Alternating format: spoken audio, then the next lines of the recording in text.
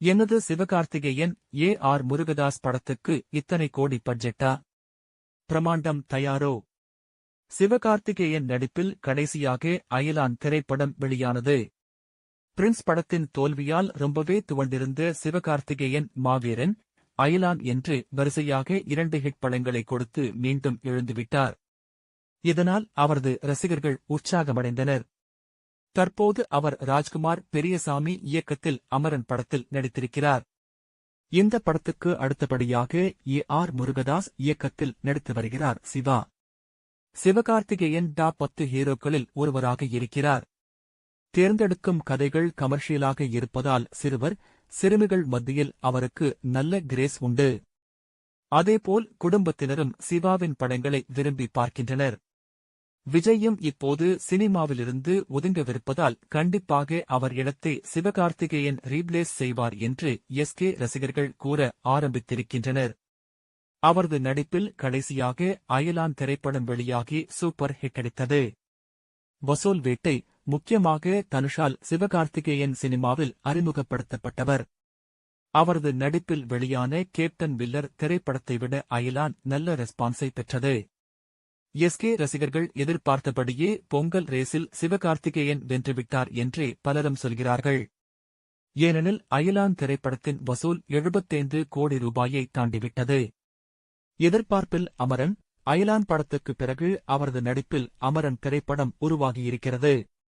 இதனை ரங்கூன் படத்தை இயக்கிய ராஜ்குமார் பெரியசாமி இயக்கியிருக்கிறார். படத்தின் இறுதிக்கட்ட பணிகள் மும்முரமடைந்துள்ளன.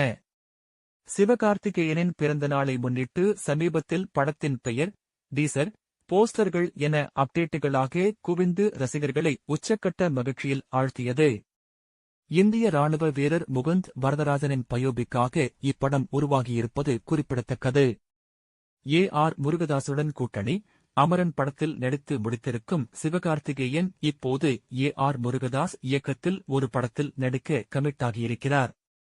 படத்தின் ஷூட்டிங் 2 ஷெட்யூல்கள் முடிந்திருக்கின்றன. ருக்மிணி கதாநாயகியாக நடிக்கிறார். முருகதாஸ் கடந்த சில வருடங்களாகவே ஹிட்டுக்காக இயங்கிக் கொண்டிருக்கிறார். கண்டிப்பாக சிவகார்த்திகேயனை வைத்து இயக்கும் படத்தின் மூலம் கம்பேக் கொடுக்க வேண்டும் என்பதில் மிகவும் மும்முரமாக இருக்கிறார். Mega budget. இந்நிலையில் சிவகார்த்திகேயன், ஏ.ஆர். முருகதாஸ் இணைந்திருக்கும் படம் குறித்து புதிய தகவல் வெளியாகியிருக்கிறது. அதன்படி இந்த படத்தின் பட்ஜெட் கிட்டத்தட்ட 100லிருந்து 150 கோடி ரூபாய் வரை இருக்கும் என கூறப்படுகிறது.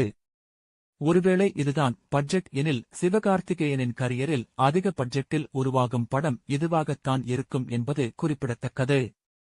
அடுத்த படம், சிவகார்த்திகேயனை வைத்து படத்தை இயக்கிவிட்டு ஏ.ஆர். முருகதாஸ் அடுத்ததாக சல்மான் கானை வைத்து இயக்கவிருக்கிறார். அந்த படத்தின் ஷூட்டிங்கை ஜூன் மாதத்தில் தொடங்கும்படி சல்மான் கண்டிஷன் போட்டிருப்பதாகவும், அதனால் சிவகார்த்திகேயன் படத்தை விரைவில் முடித்துவிட்டு முருகதாஸ் பாலிவுட் செல்வார் என்றும் தகவல்கள் தெரிவிக்கின்றன.